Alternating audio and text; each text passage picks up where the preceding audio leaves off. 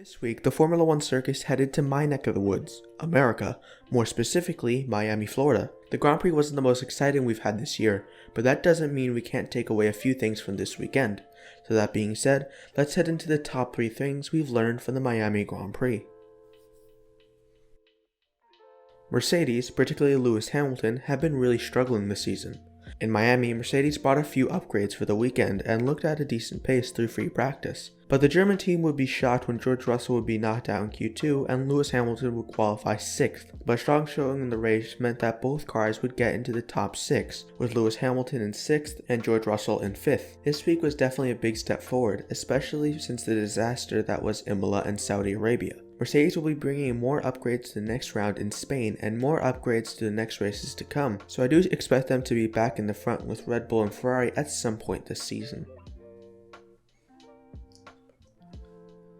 Max Verstappen's weekend started in the worst way possible, when his Red Bull would have multiple problems during free practice. Qualifying wouldn't really go to plan either, when he qualified P3 behind Carlos Sainz and, more importantly, his championship rival Charles Leclerc. But of course, it's not where you start, it's where you finish. And Max would prove that when he overtook Leclerc, held him off during a safety car restart, and would take the win. Max to me is starting to look sharper and more refined than Leclerc.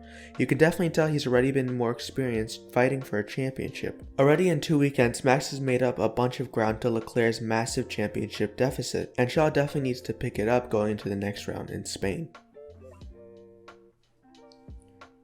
The Miami circuit was hyped up by F1 as a fast-flowing circuit designed for wheel-to-wheel racing, but what actually happened was far from it. The chicane at the end of Sector 2 was horribly modeled, and both Esteban Ocon and Carlos Sainz had crashes over 45 Gs. The 3 DRS zones, while it did produce some overtakes, it also allowed boring DRS trains to form, and it forced a standstill in the race with very little overtakes once the race settled down. Overall, it's just not a good track, and I would give it overall a 3 out of 10.